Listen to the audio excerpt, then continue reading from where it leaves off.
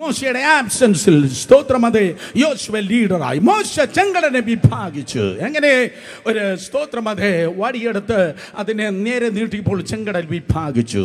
മോശയുടെ ശുശ്രൂഷ മുഴുവൻ നിങ്ങൾ നോക്കുന്നെങ്കിൽ ഒത്തിരി മെത്തേഡുകൾ ഉണ്ടായിരുന്നു, പല മെത്തേഡുകൾ ഉണ്ടായിരുന്നു. പക്ഷേ ഈ യോശുവയുടെ ജനറേഷൻ വന്നപ്പോൾ സ്തോത്രം മെത്തേഡല്ല, പ്രസൻസിലാണ് മുഴുവൻ ഓപ്പറേറ്റ് ചെയ്തത്.